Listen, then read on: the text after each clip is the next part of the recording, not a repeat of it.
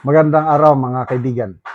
Bigyan natin ng reaction opinion itong Facebook Reel posted by Billionario News Channel. Interview ni Corina Sanchez kay Attorney Ferdinand Topacio. Si Attorney Topacio pala ay member ng Iglesia ni Cristo. Kaya tinanong ni Corina, nananakot ba kayo dahil sa inyong rally? Hindi. We are just exercising our faith. Pakinggan natin ang interview. Asa talaga itong question na ito, ha? This episode, the convergence of 15,000 people without a permit, ang ibig po bang sabihin nito talagang dapat katakutan ang Iglesia ni Cristo? Hindi naman po kami nananakot sa Hindi, ginagawa alam ko hindi kayo nananakot. Pero ganun pa rin talaga katatag ang boses at boto ng mga miyembro ng Iglesia ni Cristo? Para po sa amin kasi, doktrina po namin yon. That is part of our faith. Hindi pwedeng pagbahabahagi sapagat nasasad naman po sa Biblia.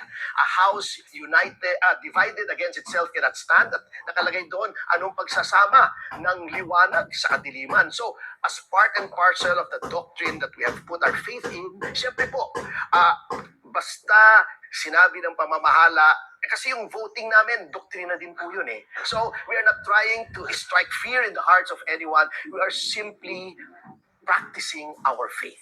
Ganun po. Okay, last na talaga itong question na ito, ha? This episode, Ulitin the natin. convergence of 15,000 people without a permit, ang ibig po bang sabihin nito talagang dapat katakutan ang Iglesia ni Cristo? Hindi naman po kami nananakot sa Hindi, ginagawa alam ko hindi kayo nananakot. Pero ganun pa rin talaga katatag ang boses at boto ng mga miyembro ng Iglesia ni Cristo? Para po sa amin kasi, doktrina po namin yon. That is part of our faith. Hindi pwedeng pagbahabahagi sapagat nasasad naman po sa Biblia. A house divided against itself cannot stand. At nakalagay doon, anong pagsasama ng liwanag sa kadiliman. So, as part and parcel of the doctrine that we have put our faith in, siyempre po, basta sinabi ng pamamahala, kasi yung voting namin, doktrina din po yun eh. So, we are not trying to strike fear in the hearts of anyone. We are simply practicing our faith. Ganun po. Okay, Yan.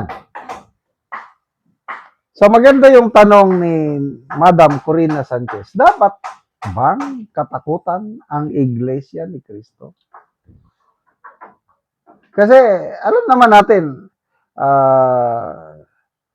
sa buong buhay ko, sa lahat ng eleksyon, pinag-uusapan sino ang i-endorse ng Iglesia ni Cristo. Ang daming nagkukumahog, pumipila, nagkukortisikol sa Iglesia ni Cristo, both local and national, para matanggap ang endorsement ng Iglesia. So, dapat bang katakutan? Maganda yung sagot ni Attorney Topacio. No, hindi kami nananakot. That's a good answer. But to me, hindi naman sila sa nananakot. Kailan dapat irespeto, igalang ang Iglesia ni Cristo. Kahit hindi sila nananakot, dapat kilalanin ang magandang contribution ng Iglesia ni Cristo sa ating lipunan. Yan ang akin. Hindi ako member ng Iglesia ni Cristo, kailang saludo ako sa kanila. Una akong na-expose sa doktrina ng Iglesia ni Cristo noong mga 1985, 86, o bagong assign ako sa Mindanao. Maganda yung doktrina nila. Maganda yung, lalo na sa pananampalataya sa Diyos, lalo na sa pakikipaglaban sa mga kalaban ng bayan. I agree, yung sabi ni Attorney Topacio na hindi pwedeng magsanib ang liwanag at kadiliman. Ito, experience ko ito. 1988 man siguro. Nasign ako sa liblib na lugar sa Davao del Norte.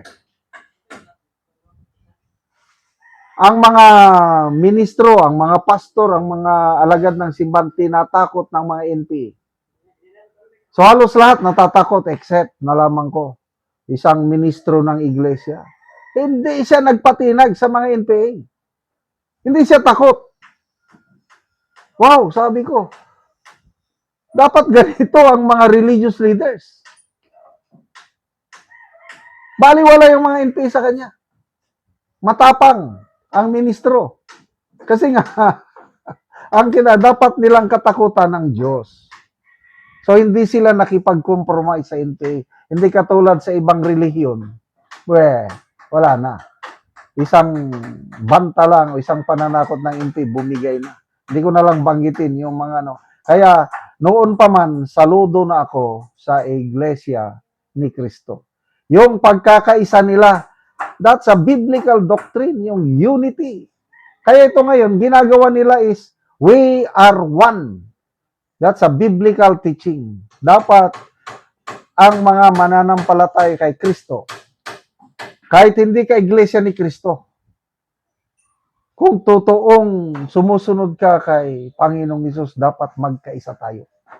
Kaya ito ngayon, nangyayari sa kanilang rally, na lumalaban sila sa korupsyon, lumalaban sila sa selective justice ng administrasyong ito, sinusuportahan na ng iba't ibang relihiyon. Katoliko, at kanina may nabasa akong post, Catholic priest, nagpahayag ng suporta. Nakikisa ako, sabi niya, sa INC rally. God bless you, my brethren, in the name of the Father, of the Son, and the Holy Spirit. Father Mark Pagente. Wow! Mga Muslim. Kanina may napanood ako sa Facebook reel. Mga Muslim kami na naninirahan dito sa Metro Manila. Sumama kami dito sa INC rally. Hindi kami tinawag. Voluntaryo kaming sumama dito. Dahil labanan namin ang korupsyon. Hindi pwede yung ginaganon. Salamat sa Iglesia ni Cristo. Hindi sila nananakot. They are just exercising their faith on the unity of the body of Christ. Salamat mga kaibigan sa inyong pagsubaybay sa channel na ito. Nakakatulong kayo ng malaki sa tribong Talandig ng Bukidnon dahil ang income natin sa channel na ito is pantulong sa tribo. Namimigay tayo ng libreng yero at pako para makapagpatayo sila ng mas maayos na tirahan. Panoorin nyo ang video na ito. Si Angkol ang taga Anogero. Salamat sa nagatag kabalay na gid. Kaya po nga gitugyanan sa gitugyanan niya nga tao Oo. na mo makatabang sa amo. Oo, sumuna ni ang itsura sa balay ni Angkol sa gawas nga bahin. Na gigamit sa Ginoo nga Sumusulod Angkol sa sulod sa inyong balay. So, mauna ni ang itsura sa top ni Angkol nga natagaan na maugsin. So, mga buslot na gid gikuanan lang og gisapahan lang og silupin. Og makita gani nato nga dunay tubig nga tungod sa ulan kong magtulo, mapundo ang tubig diha. Sa mga dagko na gid kay buslot. Og diri nga bahin, gikuanan lang og trapal. So lisod gid kayo ang ilang pagpuyo. So muna ni ang ilang kahimtang. So diri lang sila matulog. Ya ilang mga sinina pan kung mag-ulan naa na gyud sa ilaha ang ulan mo tulo.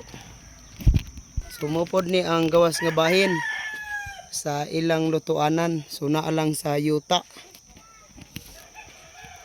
Trapal lang og silupin nga nagisi nagyahapon. Og naa lang gani gibutang ang kuan sa gawas. Mga butanganan sa plato, kutsara niya lang sa gawas. So kuan na gid kayo, piki gid ang ilang pagpuyo, luoy gid kayo sila. O karon Kol, pila na ni katuig ang inyong balay nga nagantos mo sa ulan? napolo na ni. Napulo na katuig. Oo, so dugay-dugay na gyud. Gipanapahanan og salipin. Isapahan lang og silupin. Oo nga gitagaan mig sin kay maka og ang nagkahatag sa sin salamat sa iya. Mm. Na nakatop na gid mi Hindi Mm. na may ulanan. Oo. Kaya na may naghatag sa amo. Nain na lang uy. Mm. Amo. So magatrabaho pa ka Col, dili na. Bas- Trabaho ko. Trabaho pa bisan na kay sakit karon nga gibati. Trabaho kaya po kay. Mm. Hindi So man kining tama kuan ni Angkol mga ubag-ubag sa naungkol ba. So kuan lang gyud sa tambal nimo. So lisod gyud ang ilang pagpuyo. Kutob lang sa tambal. So salamat kayo Col. Sige,